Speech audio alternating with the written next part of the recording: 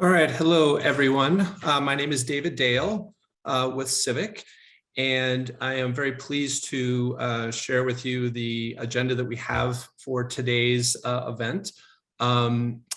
We are going to be joined by two data requesters that we've worked with over these past 2 years. We're going to be looking at the work that they had done as Janssen Scientific and their research using the Colorado APCD data. And in particular, we'll be looking at types of insurance churn that occur within young adults with schizophrenia, the costs and the resource utilization associated. We will have time for questions and feedback from those participants on this call. And we would ask that if you do have questions, please feel free to put those into the chat box, and we'll go through those at the end of the presentation. Next slide, Jackie. So as I said, David Dale, I work at Center for Improving Value in Healthcare, Civic. I am a health data solutions consultant, and in my role, I work with individual data requesters. In this case, we'll be highlighting two folks that I've worked with these past couple of years. First is Jackie Pesa, who is the group director with population health research at Janssen Scientific. Jackie has 14 years with this arm within Johnson & Johnson and currently supports research initiatives in the neuroscience area. Additionally, we have Eros Papademetriou, who is a senior director at SmartAnalyst. Eros has 20 years of research design experience, with the last 15 of those years being focused on health outcomes and real-world data analysis. Next slide. So at Civic, our mission is to empower individuals, communities, and organizations through collaborative support services and healthcare information, all with the aim of advancing the triple aim. Civic is an independent, nonprofit objective entity and oversees the Colorado all-payer claims database. Slide. At the center of all that we do is the consumer. Any data request, any initiative that we look at is always focused on how will this help to improve healthcare for Coloradans. In terms of the change agents, those that we serve, it's across the gamut. We work with clinicians, hospitals, employers, et cetera. In this case, Janssen Scientific within the pharmaceutical industry, population health research, but we work with a wide range of data requesters, always with the consumer, the Coloradan consumer at the center of what we do. Next slide. Within the, on our website, we have what's in the Colorado APCD for those of you that have more interest, but we have claims data from all payers, commercial, Medicaid, Medicare Advantage, and Medicare fee-for-service. Receiving on a monthly basis claims, pharmacy, medical, and dental claims from 44 different payers representing 8.1 million individuals. The link there in the upper left is off the civic.org website, and there's an extensive amount of information there. It's claims data from 2013 to present. At this time, we have claims paid through December of 2021. Next slide. So at Civic, we have a twofold mandate. One, we put out a tremendous amount of public-facing information on the website. There's information relative to COVID and just a wide range of topics across the state of Colorado. That's the first part of our mandate. The second is working with data requesters on different types of projects and initiatives, not just within Colorado, but data requesters from all across the country. Again, I'm very pleased to hand this off to Jackie and Eros, who I met back in the latter part of 2019 and have had the pleasure of working with them and assisting them on the research they've done around schizophrenia for these past 2 years. So with that, I will hand this off to Jackie and Eros. Great. Well, thank you, Dave. Yeah, so I thought what I'd start with is maybe some background information around, why we wanted to do this research. and then move into, some of the more logistics around the data and, why we felt it was really a fantastic resource to answer the questions that we had around schizophrenia. So what I'm going to share with you today, and Eros and I, and just wanted to also mention that Eros is part of a company that we work with. We work with a lot of research vendors, consultants that are external to Janssen as partners on data analysis and studies. And so Eros's group, SmartAnalyst, was part of our, integral part of our project. And I mean, they actually ran the data and did it. So Eros will have a lot of really interesting things to share around that.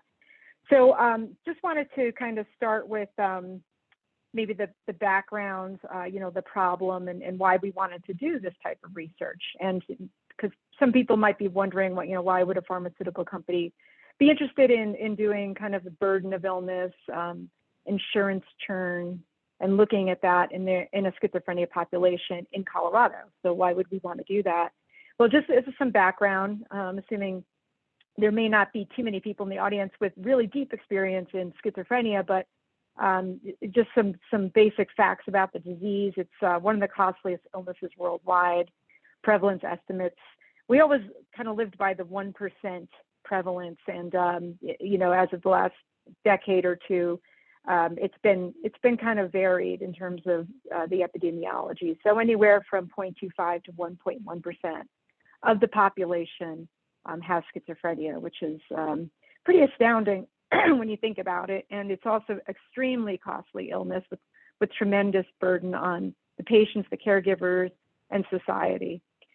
The average age of onset is generally late teens to early 20s for men, late 20s to early 30s for women. So, this is a disease that impacts people as they're starting to get on with their lives. And, people tend to go through a roller coaster of clinical diagnosis, healthcare resource utilization, costs, in and out of different insurance plans, not covered, potentially homeless, potentially jail. So it's a roller coaster ride for people. And what we're really trying to understand is, the entire patient journey. And that's important to us as a pharmaceutical company, not only for, the medications that we produce, but, we're involved, more broadly and, across just the disease state and supporting, patients with schizophrenia as well as institutions that support patients with schizophrenia. So we're very involved in the entire disease process. Roughly 87% of people with schizophrenia are covered by public payers. So there's a smaller segment that is commercially insured, and generally this group is somewhat overlooked because, if you look at the percentage, it's much smaller. However, if you also think about the onset of the disease and when it impacts people, there is a significant impact to commercial payers when patients are going through that, not just the diagnosis, but the years leading up to that diagnosis. We use this diagnosis as kind of this start date, which isn't really, clinically the perfect way to look at it. But you have to also remember that the schizophrenia diagnosis is something that, may take many years to actually, come about. And there's a lot of reasons why a healthcare professional may not want to label somebody as schizophrenia. There's a lot of psychiatric problems that people are faced with in the years prior to that schizophrenia diagnosis, when it's just not clear what's wrong with that individual and what diagnosis they really have. So that was part of our effort here too, is to understand that time period before their diagnosis and after, because that's the time period that commercial payers should be really interested in, because there's a lot of healthcare being utilized during that time. So, the next bullet really talks about why we wanted to do the analysis. I mean, we've done a lot of healthcare burden analyses, but, first off, we haven't done a lot, and there isn't a lot in the literature around people at that point of the diagnosis when they still are in commercial plans, and what is the burden to the commercial payer. And additionally, there's very little known about how patients churn across different insurance plans or between being insured and uninsured. And the simple reason that we don't know this is because the data assets just don't exist. If we use claims data for a study, we may get data from United Health Group or Aetna or Cigna, Humana, and then we may also get Medicaid data. They're separate and they're not linkable. Using an APCD, we can, we have patient identifiers where we can follow people across the different insurance plans, and as they, what we call churn. So, just another kind of laying the groundwork for the work that we're going to show you. And so insurance churn, why is it a problem? Well, it can lead to care disruptions, physician care, medication access, which could lead to adherence issues, which is a huge issue in schizophrenia and can lead to relapses and acute care utilization and very costly utilization, ED use, as well as just the quality of life and health status of the individual. So we'll move into our research aims, and then I'm just going to talk a little bit more about the APCD. But I think I made it kind of clear that the studies that we're going to show you today, and one is looking at the direct cost and healthcare resource utilization among commercially insured young adults with schizophrenia in Colorado, and the second study is more focused on the insurance churn among a young adult schizophrenia cohort. And I'll cover the first study, and Eros will cover the second. So I just wanted to talk a little bit about, what led us to the partnership with the Colorado, with Civic, led us to Dave, and, the success that we feel, from these projects. I mean, I feel really a lot of pride in these efforts. It was probably about a 2-year from start to finish process, just because we, not working with Civic, but actually, to publication of the data, and which we recently received for the two that we're going to talk about today. They're actually available in scientific journals, and we'll have the references here for you. But I wanted to share that years ago, probably going back 8 years, I started investigating APCDs as a data source for the work that we do in real-world valued evidence in our groups. And this map you see on the right comes from the APCD Council website, and I forget the color codes, but it's basically telling us that some states have active APCDs, others are in the process. If you go to the website, and I'm probably preaching the choir because I think we have a lot of folks on the phone who are experts and part of these different state organizations, but we talked to some different states. We evaluated data, and when it came down to it, Colorado seemed to be really the right place to go. And it's not only because I live in Colorado, which I don't think I mentioned, but I'm actually a neighbor of Dave's here in the Boulder area, Broomfield area of Colorado, which was just sort of an accident. But there was a lot of things about it that made it really a perfect source for us. And first, our research questions support the triple aim, which Dave made clear in his slides earlier, that needs to be the case. So it wasn't like we were saying, hey, we want to use your database to look at our product and do a cost effectiveness analysis against a competitor product. That may or may not be something that would be, of interest and valuable to consumers in the state and meet the triple aim. But understanding schizophrenia in the way that I've talked about did meet the triple aim.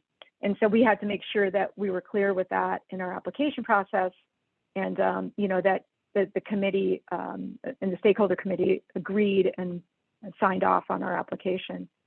The longitudinality, the linkability of the data, the many years of data that are available in Colorado APCD, Dave showed in his slide. I think it's up to about 9 years now, where you can really ask questions around how patients are moving in and out of healthcare plans. Just a lot of questions that we really rely on having, many years of data to be able to examine those questions. The data elements that were needed for this project, pretty complete data in terms of pharmacy, medical, and other elements. cost data, utilization data, demographic data. So all of that was there for our needs. The fact that the Colorado APCD has many payers, and I think the majority of payers, because it's, and I don't want to misspeak, but I believe it's mandatory, so payers contribute their data. It's not that we're not going to see a missing data from a big commercial payer or other really important entity that we need. So it's really our own comprehensive. The application process that we went through, this was new for us, because usually when we, in my group in pharma, when we work with data sets, a lot of them are licensed data sets that might be like a Medicaid data set from, across multiple states, or, we do work with Medicare data through the government, or other licensed assets through commercial payers. So it's a little bit different. We usually, reach out and they have a business person and we buy the data. And so this was really, I thought, fun for me. I mean, it was new and novel, and we really had to justify why we were doing what we were doing, and what, not just that, but the technical aspects about what data elements we needed.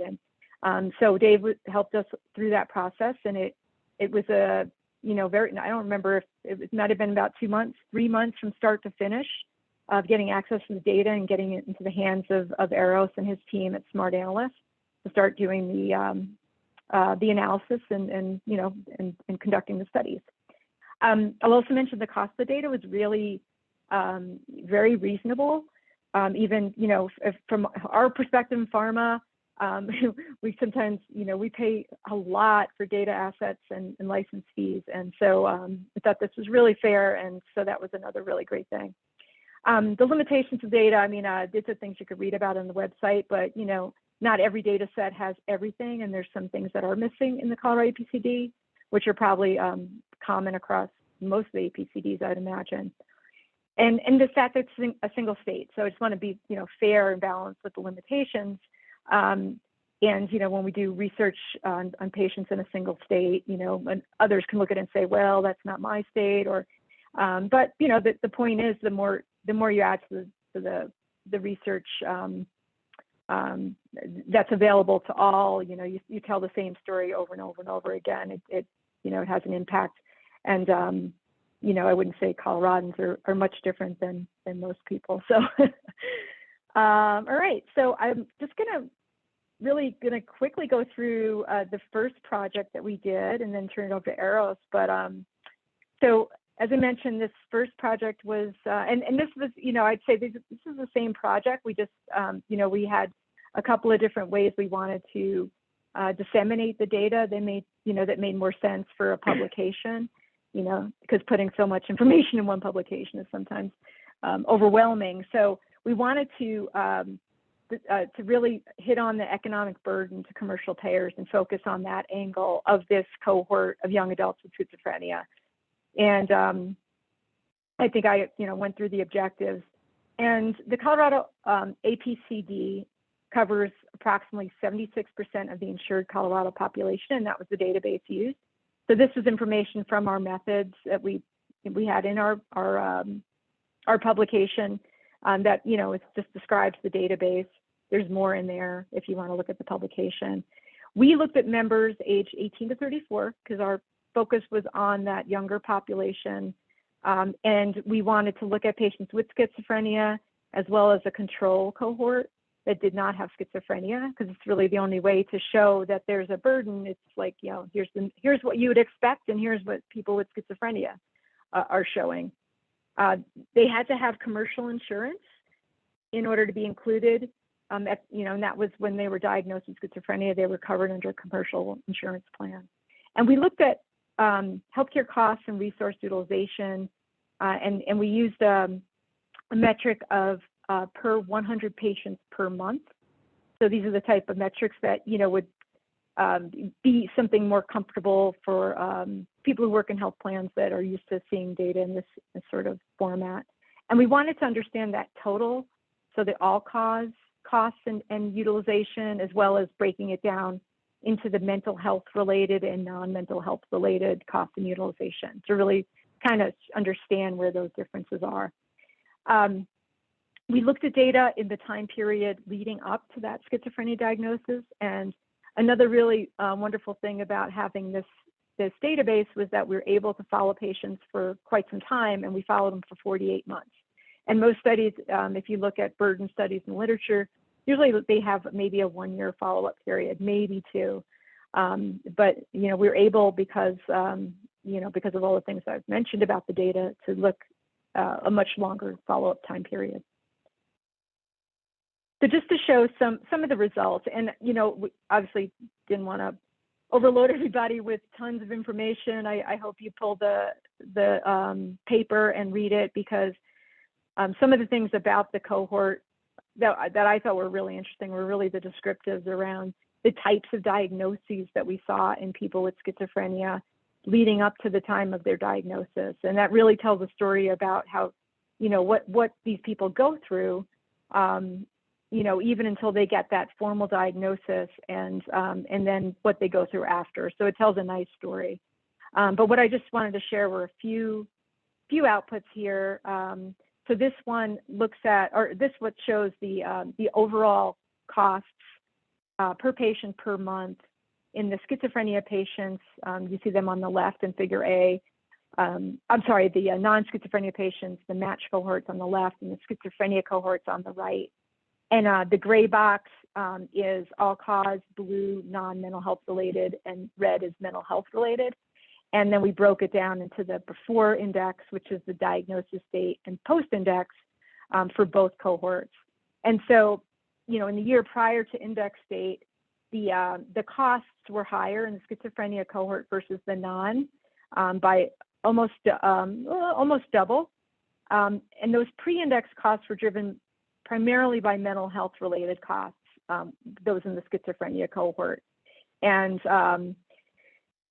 also the non-mental health related costs are elevated. So that shows you that, things other than mental health related diagnoses, there's problems across the spectrum within this young patient cohort. And we broke it down looking at general health conditions, which, at these ages, you're not going to see tons of diabetes and heart disease and that sort of thing, but you see things like accidents, and you see, a lot of, the types of health problems that you're not seeing in a matched, more healthy population. So that was, this is one of our key results. And then also we looked at, so this is kind of interesting because it shows the, a 6-month intervals, where do we see those rises in costs the most? And, as you'd expect, on the left side, the matched non-schizophrenia cohort. So this was you think of this as a general, maybe healthy, I use italics, healthy, we don't know how healthy are, but, it's a non-schizophrenia cohort. And so those costs, pretty stable across time, as you'd expect. But then here in the right, at that 0 to 6 month mark, so that's when the patient is being diagnosed with schizophrenia, you can see how elevated the costs are. And a lot of times that diagnosis comes in acute care setting too. So, you have a costly hospitalization or ED visit associated with that time of diagnosis, but that's 0 to 6 months too. So all of the things that are going on to try to, get that patient stable, get them treated, there may be more costly acute care visits going on in that period as well. And then you see kind of a falling off a bit, but still elevated. So again, this is really showing the burden to the commercial payer of this patient population in these years. So here's just some conclusions, implications I just wanted to mention. So among this cohort that we looked at, more healthcare resources were incurred, higher costs, and they were 5 times higher overall. And this was both before and after that formal diagnosis versus that matched control group. And the utilization and costs came from both mental health related and non-mental health related services. And the largest increases that we saw were in that 6 months post-diagnosis, and those are mostly driven by hospitalizations, which are usually psychotic episodes that led to that initial schizophrenia diagnosis. And also interesting, we found that a substantial proportion of the young adults diagnosed with schizophrenia at that point, while they're commercially insured, remained on commercial insurance for up to 4 years. I believe it was 38% were still on commercial insurance, and Eros will have that in the Churn analysis.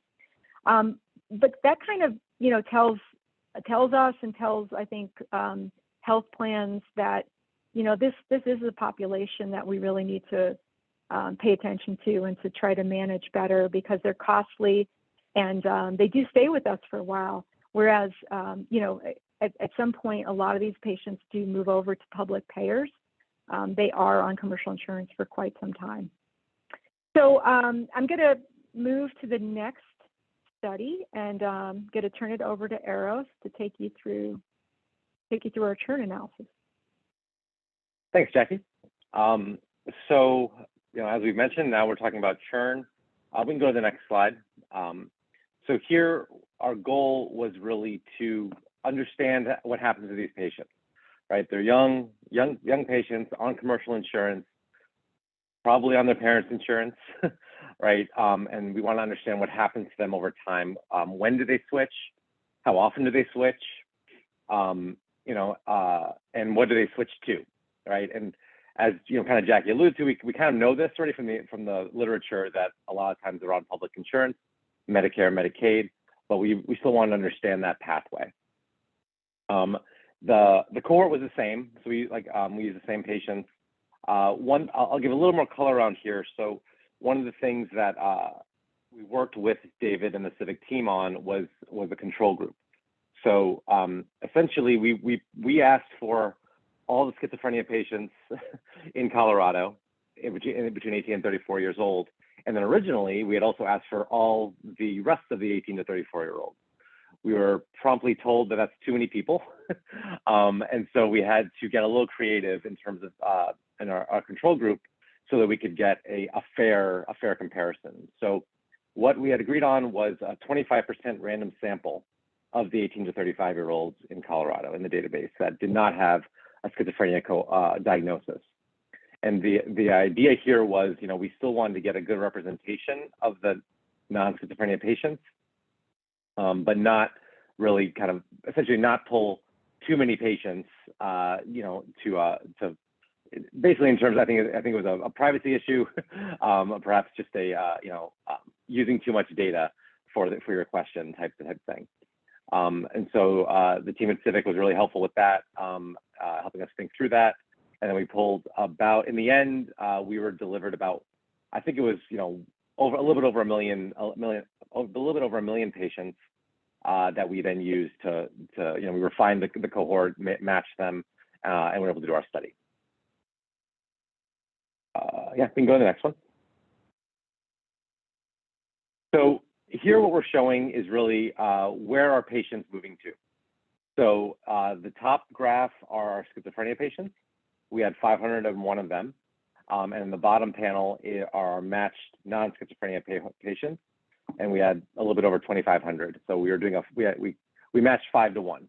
So for every one schizophrenia patient, we found 5 non-schizophrenia patients. So a couple things to look at on this graph. You see we have the 12 months pre-index. So at time 0, that's when we found their diagnosis, their schizophrenia diagnosis. And at that point, everyone has commercial insurance. Prior to that, they could have been on something else, but you know, but we can see essentially, you know, there's still a little bit of a difference, but they're fairly even in terms of how the patients distribute in the pre-index period.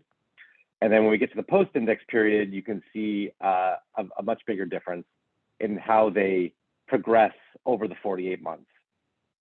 So we see in the top panel, essentially a lot of patients moving over from their commercial insurance to public insurance, which is that kind of lighter purple, I would say, band that you can see there. The dark bars up at the top, those are both commercial. And so you can see a widening in the public insurance, and then the matched non-schizophrenia group, you just don't see that. You see churn, you see people switching the type of insurance they have, but you just don't see it as rapid or as often, essentially. And so to put some more concrete numbers on there, after the first year, 23% of our schizophrenia patients had switched insurance over to public insurance versus 7% of the non-schizophrenia cohort. So there we see a big difference. And then at two years, it's even a wider difference at almost 34% versus the 6.4%. So we really see, just stark differences in terms of the proportion of patients that switch over to public insurance or churn at all.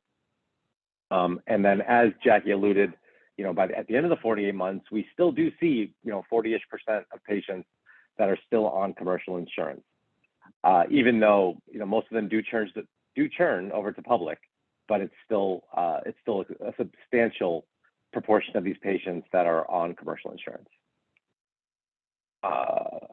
Yeah, we can go to the next slide. Thank you. So here we're looking at how fast did they churn. So you can kind of get the sense of that from the previous slide, but here we make it a little bit more clear.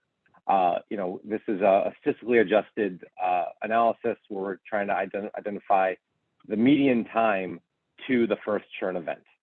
And so what we see is that it took about 16 months for 50% of our schizophrenia patients to switch, compared to 23 patients of the non-schizophrenia cohort. So that's a statistically significant difference. So they are churning faster. And then in the panel on the right, here we're showing what proportion of patients switched in 6-month intervals. So we can see in the first 12 months, essentially, it's a real elevated number of churns that are happening for our schizophrenia patients, which is the red bar, compared to the blue bar, which are non-schizophrenia. After that, from 12 months and on, it's proportion-wise, it's fairly even as we go over time. But so really those churns are happening, a lot of them are happening within those first 12 months, which corresponds fairly well with our median time to churn, which is at 16 months. Because remember, that's for half of the patients to switch. It's 16 months for half of them to switch. And obviously, other patients switch before them. Okay. So a couple of key points here that we got from this research was, again, I think one that both Jack and I have made, is that these patients are still, quote unquote, a problem for commercial insurers, right? Part of the message, I think, was that, commercial insurers might think, okay, schizophrenia, we shouldn't put too many resources towards schizophrenia, just because they're going to switch over and it's going to be a Medicaid problem and not really our problem. What we're trying to show here is it's just not the case. And that second bullet is really highlighting that a lot of these patients, one of the nice things about the data set, I should say also, that we didn't mention yet, was that we know the dependent status of the patients. So is it their own insurance? Are they on the parent's insurance? Is it spousal insurance? What's your relationship to the primary insurer, or are you the primary insurer? And given the age of these patients and the Affordable Care Act's requirement that you have to keep your kid, you can keep your kids on your insurance until they're 26. We really had a large proportion of these schizophrenia patients be a dependent, and so they're not going to necessarily switch over to Medicaid, in those super rapidly, let's say. They even though we saw it, but we really also saw a lot of patients that stayed on the commercial insurance. And so we really think that just highlighting this fact for commercial insurers and for the public, what we'd like to, I guess what we're trying to stress is that you need to try and take care of these patients while you have them, and even when you're handing them off to a different insurer. So policies can be created to kind of help with that treatment, particularly in that first 12 months, which is really what I think Jackie showed in the previous study, was that a lot of those costs are incurred in that first year, which again, for commercial insurers, you're not going to get a diagnosis and then switch the next day. So it really is, a cost that they need to be aware of. And these patients just need to be taken care of while they're under the commercial insurer's care, as well as under the Medicaid's care. So hopefully, if there are any questions, I saw some come through the chat. I think we're ready and willing to address them. Thank you. Excellent. we have one question from David Keller about parents and how many parents were on the plans in your study. He's expecting a big change at age 26. Yeah, so I think, yeah, we kind of answered that. I mean, about 46% of the patients of them were dependents. So for the most part, it would be the opposite of that, are probably parents. Maybe not quite fully, but most of them were about half and half, I guess you would say.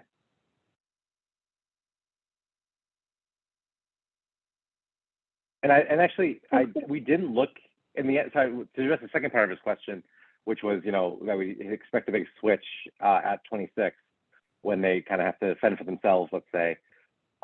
We didn't examine that too closely. I don't believe. I don't recall. Jackie, correct me if you remember differently, but I think it was something that we didn't dig into that part of it. Yeah. And there's another one in here about the years that were in the study and the characteristics you used for matching. It may have been covered already. No, that wasn't. No, we didn't get too much into the cohort. So the years I think were 2012, either 19 or 20. And then for the characteristics, I don't remember them all off the top of my head, but it was definitely there was the region. There's a health. I think it's a health statistic. I don't remember now. HSA is what it stands for. But there's healthcare regions within Colorado. So we had a geographic control. We had a control for the actual specific age they were, even though they were kind of condensed within the 18 to 34 age band. Gender, of course. Prior number of churns. That was one that we also matched on.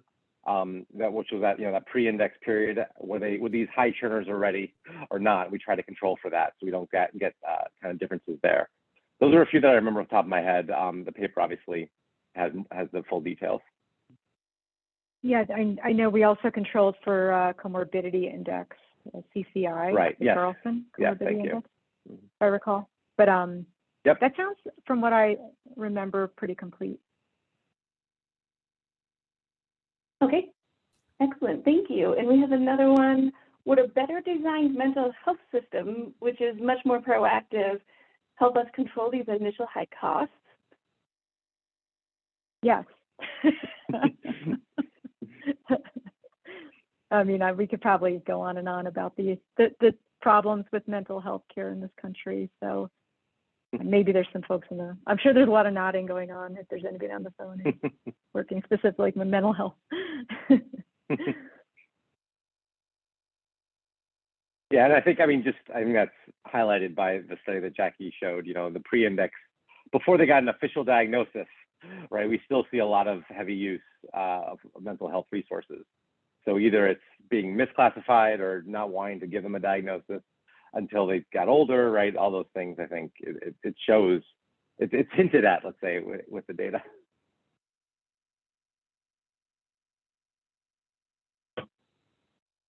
Yeah, and I think also, go ahead. Is there another question? Oh, well, I was just going to add, I think, one of the things that we're always trying to, that the bad outcome in schizophrenia is the acute care use, right? We want to keep people from going to the emergency department or being an inpatient, because usually that's associated with a relapse of their disease. So, keeping people from relapsing means keeping people on their medication, keeping people in contact with their psychiatrist or other, support systems. So there's so many things that, they're important to keeping people from having these events. So I think, our studies showed that these events are happening quite a bit. I think that it's a part of this, unfortunately, this disorder, and that's always the goal. So I think anything that's can be done to avoid those things, that's what we're always trying to focus on.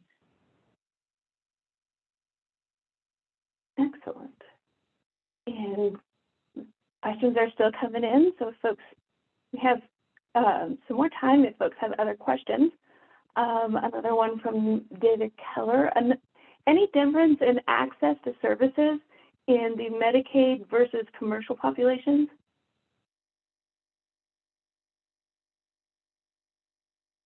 We didn't look at it, probably would have to. right? Yeah. We did not look at, these patients were commercial only. At the time of their diagnosis, that's kind of where we picked them up. That would probably be a question more for, folks that really understand Medicaid services in Colorado. And then of course, commercial is across the board with different commercial plans, but yeah, so I don't know that I'm in a position that I can answer that, but if anybody else is and they want to jump in, that'd be fine.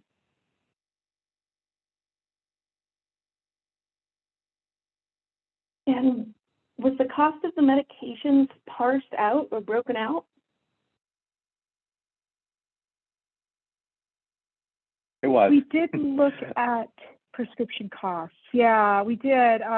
We didn't show that data. So I think that was part of the resource utilization study. And yeah, so we looked at, kind of the overall utilization of medications, mostly focusing on that pre-period and the post-period, and then, compared to the more general population. And as you'd expect, and I can't remember, Eros, did we look at the cost or did we just look at the utilization? Do you remember? I think we did both. I do think we did both. We did both. Yeah. Yeah.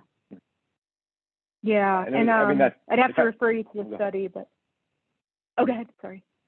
Yeah, no, I'm pretty sure it was, basically twice as much as after the diagnosis. I think they were utilizing twice as much medication as our comparison group. I think it was around there.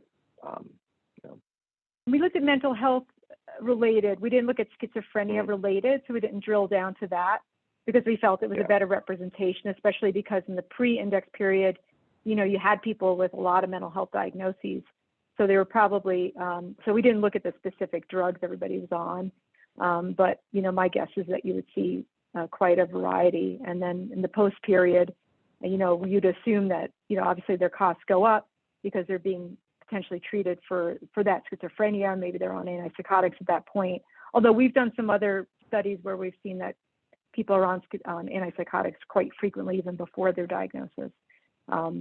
Because, that once you get to that, again, I mentioned earlier that date of that schizophrenia diagnosis, we can't really look at that as some kind of, magical happening. If somebody's having psychotic breaks, they're getting diagnosed with a lot of, you see a lot of IC9 codes, IC10 codes that are, indicative of psychosis and other types of, other maybe reasons why a physician would prescribe medications that you might see in schizophrenia, but they don't yet have that clear schizophrenia diagnosis. So it's high, and grows after that diagnosis is what we found.